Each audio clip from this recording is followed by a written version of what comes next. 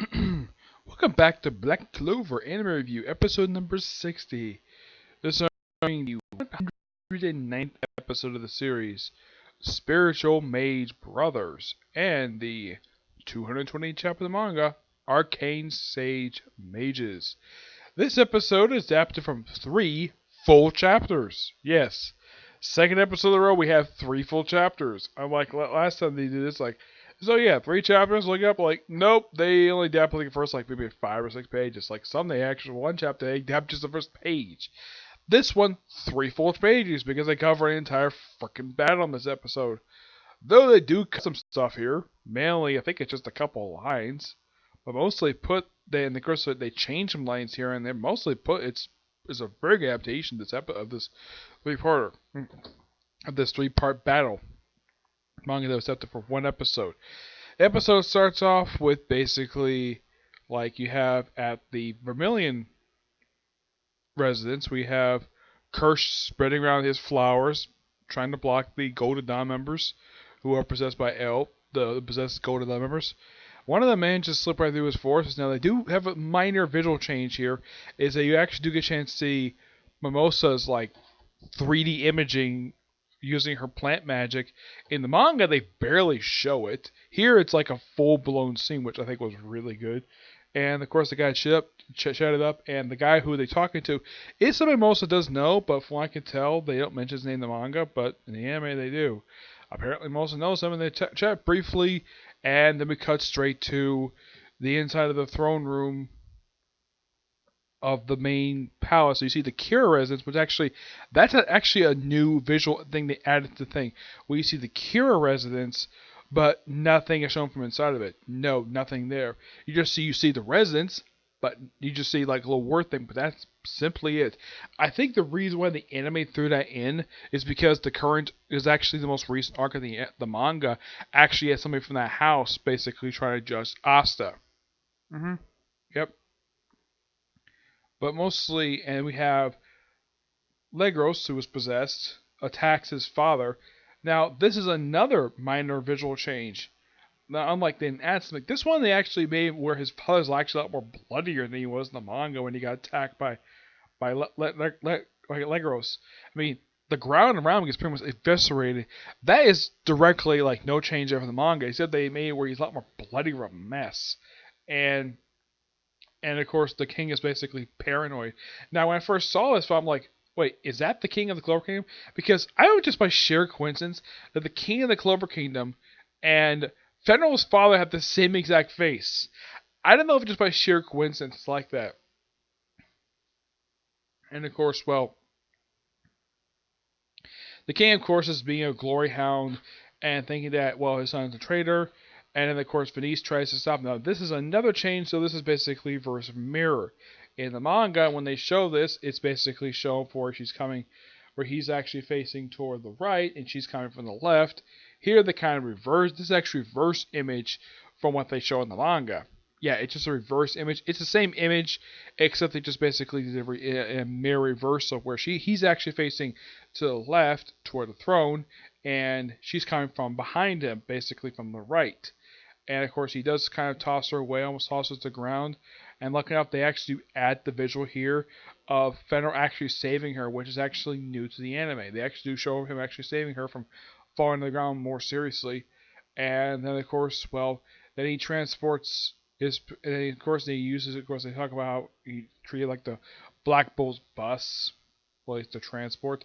Eventually, he transports his father. Well, opens a portal. Of course, well, you have Yame threw his father in, then he, of course, threw his mother in, calls her an old lady. I'm like, well, Yame, she's not that much older. She's maybe about 10 years older than you, maybe about 20 years. She looks pretty good for her age.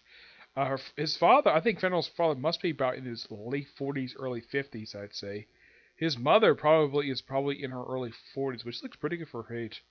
Yeah, but calling her an old lady, that is quite stupid. For one thing, her hair's not even white, so why call her an old lady? Yep.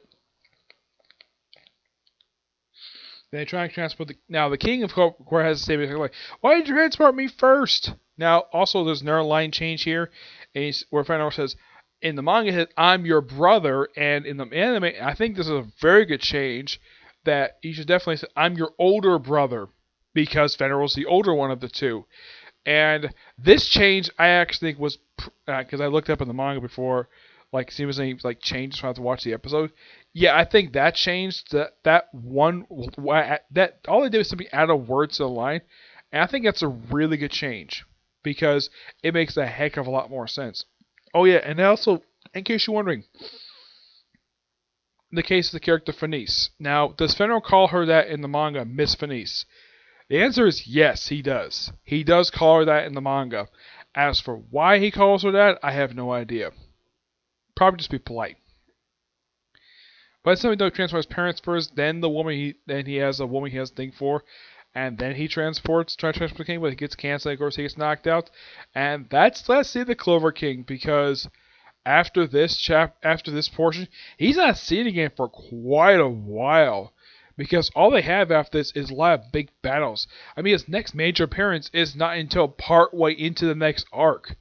Yeah, because him falling out of the Clover Castle, that's the last see of him. Because you don't see him again for quite a while. Yeah, I'm sure the end might get to probably about 20, 30, probably about 20 episodes, I'd say. But yeah, in the manga, it takes him a good almost like a little over 30. It takes him like to like 2 chapters into the current arc that just wrapped up, which I'll talk about that in a minute, for him to finally make a return, because he's absent for the rest of the arc. There's no mention of him at all. He doesn't physically make an appearance in the manga after this, because it takes quite a while for him to make a return. I mean, he's a character who makes very rare appearances. Almost a lot of the time he's usually seen when they're at the royal capital.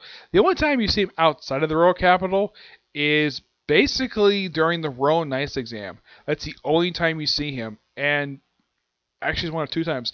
The other time is at the Royal Knights headquarters, which that's actually in the royal capital, but at the exam itself, that's the only time you see him outside of the actual city itself. Yep. And pretty much like, then we have the epic battle. We have Yami and Jack the Ripper face off against the possessed Legros, and this battle lasts for a good portion of the episode. Yeah, eventually it was a couple points looked like they were going to win, though Legos comes back. Eventually he wins by, well, of course they also have it where you also have Jack look like he's about to fall through the wall, like outside the building. You have Yami basically falling through the floor thanks to holes created by the possessed Legos. Lucky enough, Fenrir basically uses his force magic and transport them both there, and they're able to basically knock him out, and then eventually he got to the point, yeah, he was going to be beaten. And then all of course, he opens up his portal right behind his brother. I haven't seen him. And he force transports him right behind him just so he can punch him right in the face. And then they get knocked out. Yep. And of course, they spend a lot of time healing him. And then the episode ends basically with Jack the Ripper and Yami just saying that it's going to be me who's going to take down the Admin's headquarters, which is now just the headquarters of the elves. Which there is also a change. This one's actually this is another thing added to the anime, is when they show the big rock headquarters. In the manga, they show a couple of rocks dropping. In the anime, they show a whole bunch of rocks dropping from the actual floating castle. Yeah, that made a lot more intimidating than just a couple of rocks. I'm like, seriously, just 2 rocks and that's it? Yeah, overall, really good episode. Next week, Asuka's gonna be back after time about 2 episodes he's seen. Yeah, he's going to return in the episode The Raging Bull Joins the Showdown. Yeah, which means they're going to probably finish up chapter, I think it's like 167. They're going to finish definitely like they're probably going to start with definitely that last page, and then they're probably going to go through whatever the next fight is going to be. Yeah, this episode only covered like 1 fight. A fight which the good guys came out victorious. Now talk about the newest chapter of the manga, the Arcane Sage Mages. Chapter starts off with basically you have Mosa, Noel, and Fenrir, and you have Asta inside the royal palace. Like, guys, Asta, and Mosa, Asta thinking you'd stay safe. And Noel's like, listen, you get kidnapped far too quickly, which is kind of true. Like, the princess has arrived. Yep. And, well, of course, Noel's like, it seems to like, how majestic and beautiful and charismatic, and this is like, and Pharaoh's like, there's a wolf and now beauty. They have truly guts, and they're like, no, you're better than that. Fenrir was like, what's my Fenrir? No idea. Yeah, because like you think of Venice. Says the Clover straight. Why? Okay. And of course, she basically does the same thing that the Fenrir was doing. Put her head. First, she got breaking. Honestly, Leprechaun, you need to act like a princess. Ah, your nose is bleeding, but you're too cute. This is why I would say better not me in person. Why do you need another strength? Earlier, I said that in a fight with a devil, there's no one lower than stage. Keep up forever. However, stage, even stage 0, stage can't kill a devil. And of course, talk about how they're unformidable natural mana. Of course, they have flashes of Julius and Yami, and Noel basically thinks the idea and basically how I think it's they mentioned their stages people explicable powers like it's yours or it's you're arcane. You know it's arcane stage. Please lend your arcane powers help us defeat the devil. Information I can. This is a clearance to make. Let's use transmission as Yami. Okay. And then we seek out the Yami basically in the bathroom. Like, I'm taking a dump right now. Huh? Something super important? No, something super important myself. Biggest dump of the century. Call you back later. Come on, sir. Like, it's important. Like, look, I thought something like this would happen. So, like, I borrowed this magic item, so let's connect with the Mark's transmission magic. Miss Mostly, something. Wait, could that be? Ah, and of course you have Julius. You're the princess of the Heart Kingdom, aren't you? Let me just pop up in the transmission. Pop up permission, Mr. Julius. You're currently small. They will surely. They sure will if you call me Master Julius Marks. They already know. Yep. Of course, barely got permission. Of course it's alright, you guys. Of course it's alright. You guys might have something incredible of it.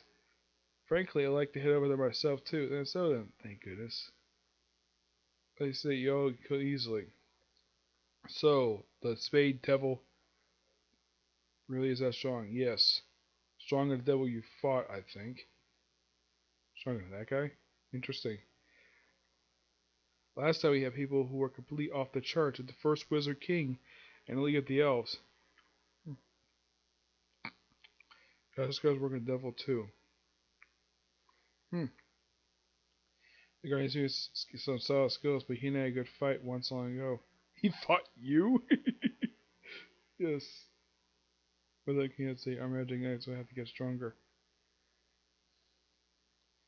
The devil Mazkai is haunting the Spade Kingdom. It's using the citizens' bit of power so that it can invade and conquer the other countries, including the Clover Kingdom and the Heart Kingdom. When that changes, my curse will eventually kill me in a year before my power weakens. I want to invade this thing in We have half a year. We need all the compower we need to get. Gather people with the potential to fight a devil. My stage 0 guardians make you stronger. I want you to train with us. And 6 months, we'll alongside of us. And of course the others, yep, you can count on us. Thank you for your help. And then you see, looks like Charlotte, Rail, Luck, Charmy, Zora, and Leo. And Yuko. Yuko. Of course, he's standing over the remains of the demon that was destroyed 6,000 years earlier. Actually, it was like about 3,000 years. And it says 6 months later. Yep. And the thing is, well, next chapter comes out pretty much in just 2 days. Yep, 2 days. Yep. Yeah, I heard a rumor that there's been a rumor swirling for the past couple months. I'd say about past 2 or 3 months you might get a time skip. And well, the rumor was basically at the 200, but at the 228, wow, that's quite something. I'll give this chapter roughly a 9 out of 10. Great chapter. And we actually have a time skip. And, of course, people can get stronger, definitely, but I wonder though, because mostly with time skips, a lot of the time in like some series I've watched, the characters act change outfits. I'm thinking we might get that. I mean, in the case of let's say Dragon Ball, for example, whenever they had time skips, they very rarely changed outfits. Yeah, look at Goku. He maintained like the same outfit the entire series up until Super. I think like the only change he made was basically his boots. Yeah, and the fact that he kind of changed the top of his gi, but mostly it's the same outfit. Vegeta's always kept the same. In the case of a series like Naruto, everybody changed their outfits when they had time skip. Bleach, kind of the same thing. People change attire. Like a lot of series I watched, the only series I can think of basically have on-screen time skip that where it's not much like visual change is probably Fairy Tail. Yeah, but I think probably have some changes. I am sure probably that in the case of Julius, he might actually grow some height.